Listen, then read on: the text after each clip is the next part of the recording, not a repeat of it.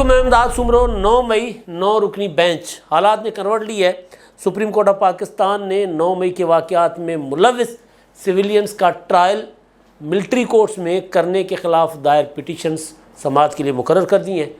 आज समाअत होगी, 9 रुकनी बेंच समाअत करेगा। 9 मई 9 रुकनी बेंच। ज़ाहिर है कोई हिसाब किताब होगा। अब ये कैसे मुमकिन हुआ है कि चीफ़ जस्टिस ऑफ पाकिस्तान ने एक ऐसा बेंच तश्कील दिया है जो पूरा का पूरा हम ख्याल नहीं है। किन्होंने चीफ़ जस्टिस साहब को ये मशवरा दिया जिस पर चीफ़ जस्टिस साहब ने पहली बार अपनी चीफ़ जस्टिसी के दौरान पहली बार 2 सीनियर मोस्ट जज साहबान जिनको कभी भी वो बेंचेस में नहीं बिठाते थे या सियासी मामलात में, और ख़ास तौर पर सीनियर मोस्ट और आने वाले chief justice notified chief justice जो 17 दिसंबर से चीफ़ जस्टिस होंगे, जस्टिस काजी फ़ायज़ ईसा साहब, उनको उन्होंने बेंच में बिठा दिया। अब बेंच समाअत करेगा आज से। पिटिशंस काबिल समाअत होती हैं नहीं होती।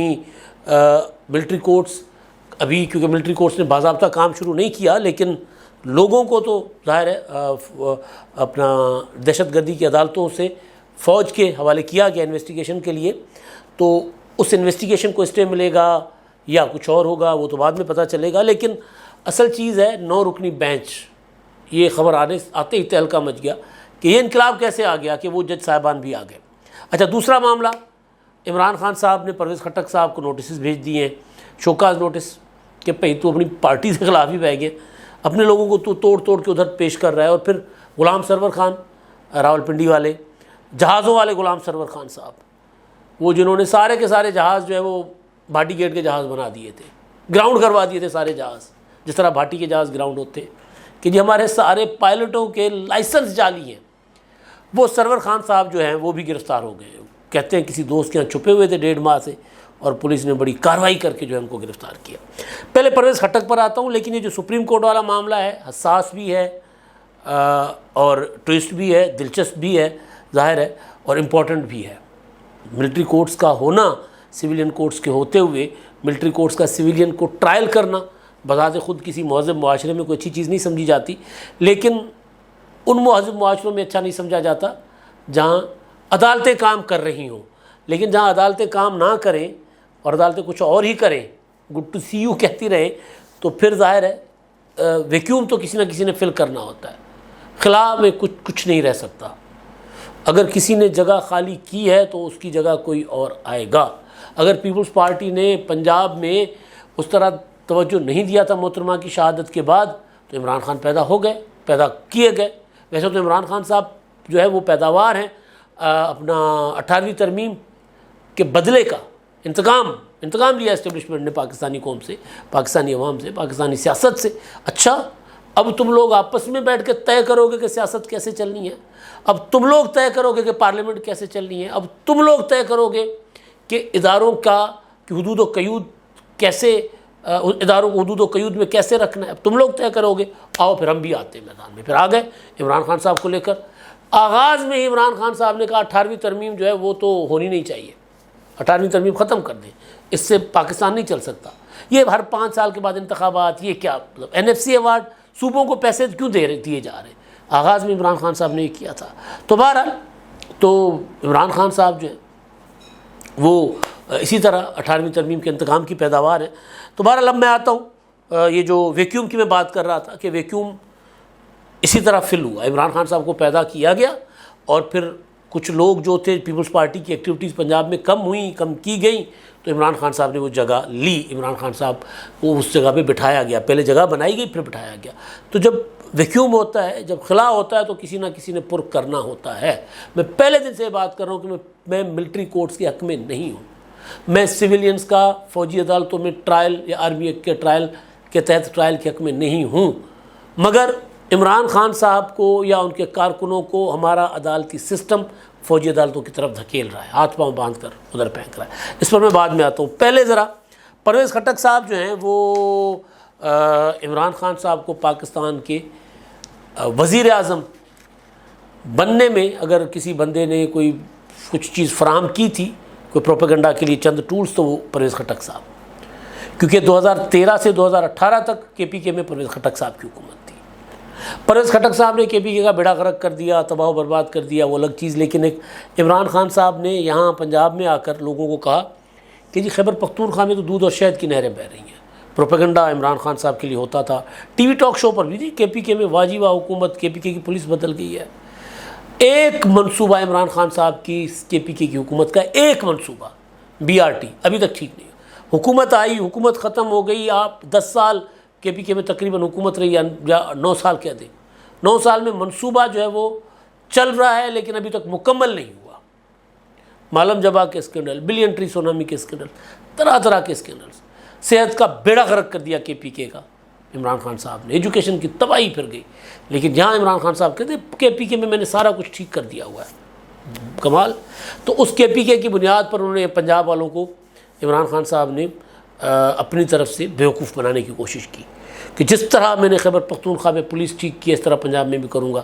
ناصر درانی جو تھے، جنہوں نے کے پی کے میں سرو کیا تھا عمران خان صاحب کے دور میں، وہ ناصر درانی پنجاب میں اصلاحات کے لیے جو کمیٹی بنی تھی اس کے سربراہ بنائے گئے۔ ریٹائرمنٹ کے بعد وہ توبہ کر کے بھاگ گئے، انہوں نے کہا بھائی نہیں، میں نہیں بیٹھ سکتا یہاں پہ، یہ کچھ اور چیز ہے۔ کے پی کے میں جو ہو رہا تھا، کے پی کے میں تو جنگل میں مور ناچا کس نے دیکھا، اور وہ آئی جی تھے اس وقت، کچھ اور چیز تھی، یہاں پر کچھ اور چیز تھی۔ تو جو جتنا عمران خان صاحب نے ڈرامہ اس قوم کے ساتھ کیا تھا نا کے پی کے کی بنیاد پر، اس میں پرویز خٹک صاحب کی گورننس۔ لیکن آپ سوچیں کہ 2013 سے 2018 تک عمران خان صاحب کہہ رہے ہیں ہم نے کے پی کے بدل دیا ہے، لیکن پھر دوسری ٹائم پر اس کو سی ایم نہیں بنایا پرویز خٹک صاحب کو، جس کی کارکردگی کے عمران خان صاحب ہر جلسے میں گن گاتے تھے۔ اب اگر بلاول بھٹو یہ کہیں کہ جی مراد علی شاہ نے سندھ میں بڑے کام کیے ہیں ہماری حکومت نے، اور وہ پھر اگلے سال مراد علی شاہ، اگلے انتخابات کے بعد مراد علی شاہ صاحب کو کہیں کہ جی آپ سی ایم نہیں بن سکتے، تو اس کا مطلب ہے کہ کہیں نہ کہیں 2 نمبری ہو رہی ہے نا۔ مطلب مراد علی شاہ صاحب کا 2nd ٹرم ہے سندھ میں سی ایم کا، پچھلا جو ٹینیور تھا وہ آدھا ان کو ملا تھا، تو اس کے بعد انہوں نے جو کارکردگی دکھائی ہوگی تو ان کو دوبارہ سی ایم بنایا۔ تو عوام کو یہ کہنا کہ جی پرویز خٹک جو ہے انہوں نے تو بدل دیا کے پی کے کو، اور پھر دوبارہ جب وزارت اعلیٰ دینے کی باری آئی تو ان کو وزارت اعلیٰ نہیں دی کیونکہ اعظم خان صاحب۔ تو بہرحال پرویز خٹک انہوں نے کچھ دن پہلے کہیں ایک ملاقات کی، جا کر ملاقات کرنے کے اسد کیسر کے ساتھ گئے تھے، کہیں بلائے گئے تھے یا کیا تھا، عمران خان نے ٹویٹ کیا تھا کہ جن کو بلایا گیا تھا اور لاپتہ ہو گئے۔ انہوں نے پھر ایک چھوٹی سی مختصر پریس کانفرنس کی کہ جی میں اپنے پارٹی عہدے سے استعفیٰ دے رہا ہوں، خاموش ہو گئے، چلے گئے۔ اس کے بعد وہ کہیں منظر پر نہیں آئے۔ اب پی ٹی آئی نے، عمران خان صاحب نے ایک شوکاز نوٹس جاری کیا ہے جس میں پرویز خٹک صاحب پر الزام ہے۔ عمر ایوب صاحب مرکزی جنرل سیکرٹری ہیں، انہوں نے شوکاز نوٹس جاری کیا ہے۔ الزام یہ ہے کہ جی آپ اپنے پارٹی ارکان کو پی ٹی آئی سے الگ کرنے کے لیے ان کو اکسا رہے ہیں، ورگلا رہے ہیں، ترغیب دے رہے ہیں کہ عمران خان صاحب کا ساتھ چھوڑیں۔ آپ پر یہ الزام ہے، آپ خلاف ورزی کر رہے ہیں جماعت کی جو نظم و ضبط کی، تو کیوں نہ آپ کے خلاف کارروائی کی جائے، 7 دنوں کے اندر اندر آپ جواب دیں۔ اگر جواب تسلی بخش نہیں ہوا تو پھر ظاہر ہے آپ کو پارٹی سے نکال دیا جائے گا، یہ ان کو کہا گیا ہے۔ پرویز خٹک صاحب پہلے ہی تیار بیٹھے ہوئے تھے۔ پرسنل میری انفارمیشن ہے کہ پرویز خٹک صاحب پیپلز پارٹی کے ساتھ بھی رابطے میں ہیں، پرویز خٹک صاحب کہیں اور بھی رابطوں میں ہیں۔ تو خٹک صاحب صرف انتظار میں تھے۔ اور میں آپ کو بتاؤں کہ میں نے شروع میں کہا تھا کہ خیبر پختونخوا میں کیوں ابھی اس طرح کی گرفتاریاں نہیں ہو رہی، اس کے 2 ریزنز تھیں۔ ایک تو یہ کہ ظاہر ہے وہ سوسائٹی ذرا ڈیفرنٹ ہے، وہاں جس طرح پنجاب میں گرفتاریاں ہو رہی ہیں یا لوگ پکڑے جا رہے ہیں وہاں ممکن نہیں ہے، وہاں ذرا تھوڑا سا صورتحال ہوسٹائل ہو سکتی ہے، تو اس وجہ سے وہاں ذرا طریقے کے ساتھ اس سوسائٹی کے مطابق وہاں ڈیل کیا جا رہا ہے لوگوں کو۔ لیکن دوسرا یہ کہ کچھ پرویز خٹک صاحب جیسے لوگوں نے کہا ہوگا کہ جی آپ ہمارے لوگوں کو چھوڑ دینا، ہم مطلب ان کو جو ہے وہ سیٹ کر لیں گے۔ تو علی محمد خان، شہریار آفریدی یہ گرفتار ہیں، اور جو نہیں ہیں وہ خاموش ہیں، پیچھے چپ کر کے بیٹھے ہوئے۔ تو پرویز خٹک صاحب ان پر کام کر رہے تھے۔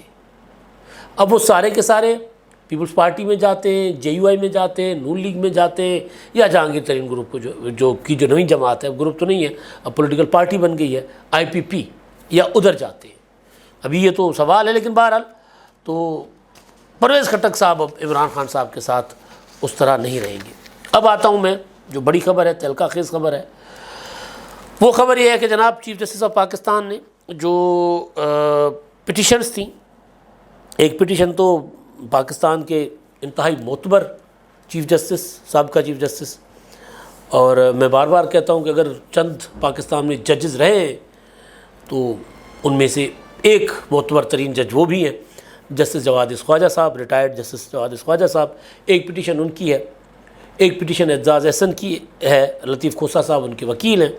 اور ان پٹیشنز میں یہ استدعا کی گئی عدالت سے، سپریم کورٹ سے، کہ سویلین کا ملٹری کورٹس میں ٹرائل نہیں ہو سکتا، یہ انسانی حقوق کی خلاف ورزی ہوگی. اور عدالتیں پاکستان میں موجود ہیں، کام کر رہی ہیں، لہٰذا جنہوں نے جرائم کیے ہیں 9 مئی کو ان کو دہشت گردی کی خصوصی عدالتوں میں یا جو موجود متبادل عدالتیں ہیں سویلین، ان میں ان کا ٹرائل کیا جائے. ملٹری کورٹس میں انصاف کے تقاضے پورے نہیں ہوتے. اور یہ بھی کہا گیا پٹیشنز میں کہ ہم یہ نہیں چاہتے کہ ان کو بری کر دیا جائے، ہم ان کی بریت کی یا ان کی وکالت نہیں کرنے آئے، ہم سسٹم کی وکالت کرنے آئے. ہم یہ کہہ رہے ہیں کہ اگر ان کا ٹرائل ملٹری کورٹس میں ہوگا سویلینز کا تو نقصان ہوگا، بہت زیادہ سسٹم کو نقصان ہوگا، جمہوریت کو نقصان ہوگا. اور بات ٹھیک ہے، یہ چیز ہم بھی کہتے آ رہے ہیں. اب اعتزاز احسن اور لطیف کھوسہ صاحب جو ہیں وہ تو ہو گئے عمران خان صاحب کی سائڈ پر مکمل، وہ تو ڈھکی چھپی بات نہیں ہے. جواد خواجہ صاحب ظاہر ہے وہ ایک جج رہے ہیں، سسٹم کا حصہ رہے ہیں عدلیہ کے، وہ نہیں چاہتے ہوں گے کہ وہ عدالت جو چھوڑ کے گئے تھے عدالتی سسٹم، بلکہ وکیل تو وہ ہیں آج بھی نا، تو وہ سسٹم تباہ و برباد ہو جائے. تو خواجہ صاحب کی پٹیشن کو ہم سائڈ پہ رکھ لیتے، اس کے پولیٹیکل موٹیوز نہیں ہیں. ان کے پولیٹیکل موٹیوز ہیں اعتزاز احسن صاحب کی پٹیشن کے. بیسیکلی عمران خان صاحب جو ہیں ان کے پاس راستہ کوئی نہیں بچا تھا. جس طرح پنجاب اسمبلی اور خیبر پختونخوا اسمبلی توڑنے کے بعد عمران خان صاحب کے پاس کوئی راستہ نہیں بچا تھا، تو چیف جسٹس صاحب نے بقول اسد عمر، میں نہیں کہہ رہا، پہلے ہم کہتے تھے اب اسد عمر کہہ رہے ہیں کہ ہمیں chief justice of Pakistan Umar Ata Bandial صاحب نے پلیٹ فارم فراہم کیا مذاکرات کے لیے تاکہ ہم سیاسی طور پر کچھ لے سکیں. وہاں قانونی تقاضے نہیں تھے ہو رہے، وہاں سیاست ہو رہی تھی. اسد عمر کہہ رہے ہیں، میں نہیں کہہ رہا. عمران خان صاحب کو الیکشن مل رہے تھے، اسد عمر کہہ رہے ہیں عمران خان صاحب کو لے لینے چاہیے تھے. تو بہرحال تو عمران خان صاحب بند گلی میں ہیں، گلی کے داخلی راستے پر پتھر پڑ گیا ہوا ہے، وہاں سے وہ نکل نہیں پا رہے. تو ان کو نکالنے اور نظر آ رہا ہے کہ عمران خان صاحب کو جو ہے وہ ان کے معاملات گڑبڑ ہو رہے ہیں. ابھی تک یہ ڈیسائیڈ نہیں ہوا کہ عمران خان صاحب کا ملٹری ٹرائل ہونا ہے یا نہیں ہونا، لیکن ابھی تک 60 لوگ جو ہیں، جو عام لوگ ہیں، ان کو لاہور کے ہیں، پشاور کے ہیں، راولپنڈی کے 9 مئی کے واقعات میں ملوث، ان کو انسداد دہشت گردی کی عدالتوں سے انویسٹیگیشن کے لیے فوج لے گئی ہوئی ہے. پراپر چینل جو ہوتا ہے جس طرح، تاکہ انویسٹیگیشن کیا جائے، دیکھا جائے کہ ان کے مقدمات ملٹری ٹرائل میں چل سکتے ہیں یا نہیں چل سکتے. کسی بڑے لیڈر کا نام ابھی تک اس میں نہیں آیا. پچھلے دنوں کچھ نام آئے تھے، محمود رشید، اعجاز چودھری اور اس طرح کے 1-2 اور نام تھے کہ ان کو ملٹری کورٹس میں ٹرائل کے لیے فوج سویلین کورٹ سے ان کو بھی ریکوزٹ کر سکتی ہے، مانگ سکتی ہے کہ جی ہمارے حوالے کریں. اور ظاہر ہے پروسیجر یہی ہے. لیکن ابھی تک کسی بڑے لیڈر کا، بلکہ لیڈر کا اور بشمول عمران خان، کسی کا ملٹری کورٹ میں ٹرائل کا ابھی سنجیدہ مرحلے میں نہیں ہے. لیکن حکومت نے اجازت دے دی ہے کہ اوکے کریں. پارلیمنٹ نے قرارداد پاس کر لی، قومی اسمبلی نے، کہ جی ملٹری فوراً مقدمات چلائیں اور ملٹری کورٹس میں چلائیں جنہوں نے جرائم کیے ہیں. شروع میں جب نیشنل سیکورٹی کمیٹی کا اجلاس ہوا تھا تو بلاول بھٹو زرداری نے اس میں تحفظات کا اظہار کیا تھا، اختلاف کیا تھا کہ سویلین کا ٹرائل ملٹری کورٹس میں نہیں ہونا چاہیے. عمران شوکت صاحب کی خبر تھی کہ آصف زرداری اور نواز شریف نے بھی کہا ہے کہ عمران خان کو ٹرائل نہ کریں ملٹری کورٹ میں، ایک نظیر بن جائے گی. اور اس کے بعد کل کو کسی بھی وزیر اعظم کو ملٹری ٹرائل ہو جائے گا. ظاہر ہے ہر کوئی اب دیکھتا ہے نا، تو وہ یہ معاملات اس طرح چل رہے تھے. تو لہٰذا ابھی وہ ملٹری کورٹس میں ٹرائل ہوتے ہیں نہیں ہوتے، ابھی تو وہ اسٹیج آنا باقی تھی. لیکن کیونکہ عمران خان صاحب کے لیے راستے بند ہو گئے، شک تھا کہ عمران خان صاحب کو، یا جس طرح حکومت روزانہ کہہ رہی تھی رانا ثناءاللہ اور دیگر کہ جی عمران خان کا ٹرائل کریں گے ملٹری کورٹس میں، تو اعتزاز احسن صاحب کودے، انہوں نے پٹیشن دائر کی، ان کا رائٹ ہے ظاہر ہے. اچھا، اب اس سے آگے کا معاملہ جو ہے 9 رکنی بینچ بن گیا ہے. اب بینچ کے نام سنیں گے تو آپ بھی اشش اٹھیں گے، حیران ہوں گے. چیف جسٹس صاحب خود سربراہی کریں گے آج جو بینچ سماعت کرے گا. اچھا جی، جسٹس قاضی فائز صاحب، جسٹس سردار طارق مسعود صاحب، جسٹس اعجاز الاحسن صاحب، جسٹس منصور علی شاہ صاحب، جسٹس منیب اختر صاحب، جسٹس یحییٰ آفریدی صاحب، جسٹس مظہر نقوی صاحب، جسٹس عائشہ ملک صاحبہ، یہ جو ہیں یہ فوجی عدالتوں کے خلاف جو پٹیشنز ہیں یہ بینچ سنے گا۔ 4 پٹیشنز ہیں اور یہ بینچ سنے گا آج اس کا۔ اب میں آتا ہوں آپ کو جو میں نے گزارش کی کہ ہوا کیسے۔ اپنا قاضی فائز عیسیٰ، جسٹس منصور علی شاہ، جسٹس یحییٰ آفریدی، جسٹس سردار طارق مسعود، یہ 4 جج صاحبان یہ کیسے آ گئے؟ 5 ہم خیال ہیں اور 4 مخالف لابی جو چیف جسٹس صاحب کے خیال میں ان کے مخالف لابی ہے، 4 وہ ہیں، یہ کیسے آ گئے؟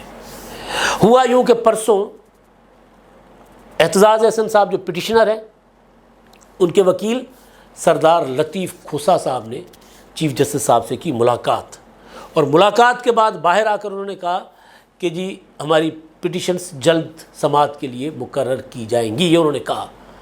لیکن انہوں نے ہی جا کر چیف جسٹس کو کہا کہ جس طرح آپ عدالت چلا رہے ہیں اس طرح اگر آپ بنائیں گے بینچ، ہم خیال 3-4 ججز بٹھا لیں گے، آپ بیٹھ جائیں گے، اعجاز الاحسن اور منیب اختر صاحب بیٹھ جائیں گے، یا اگر 5 رکنی بھی بناتے ہیں تو وہی 5 جو آپ، یا 8 رکنی تو وہی 8 جو اپنا پریکٹس اینڈ پروسیجر ایکٹ کے لیے بیٹھے ہوئے، اگر یہ بیٹھیں گے تو پھر آپ کے فیصلے کو کوئی فیصلہ نہیں مانے گا، لہذا آپ بیلنس بینچ بنائیں۔ تو انہوں نے بیلنس تو اپنی طرف سے کیا بنانا تھا، قاضی فائز صاحب کو بٹھا دیا، انہوں نے جسٹس سردار طارق مسعود صاحب کو ڈال دیا بینچ میں۔ پہلی بار ہو رہا ہے ایسا۔ یہ ان پٹیشنر نے کہا ہے کہ جس طرح آپ کو یاد ہوگا 9 رکنی بینچ پنجاب کے الیکشن کے معاملے پہ بنا تھا، اس میں بعد میں 2 جج صاحبان پر اعتراض آ گیا، دونوں جو ہے ریکیوز کر گئے، اور 2 جج صاحبان نے جنہوں نے از خود نوٹس مسترد کر دیا تھا ان کو چیف جسٹس صاحب نے خود ہی الگ کر لیا۔ تو 4-3 سے وہ فیصلہ تھا، آ چکا ہوا تھا، لیکن اور اب بعد میں جو فیصلہ سنایا گیا جو منیب اختر صاحب نے لکھا ہے وہ بھی کہہ رہا ہے کہ 4-3 کا فیصلہ تھا، لیکن وہ 9 رکنی وہ بینچ تھا۔ تو بہرحال یہ 9 رکنی بینچ ایسے بنا ہے۔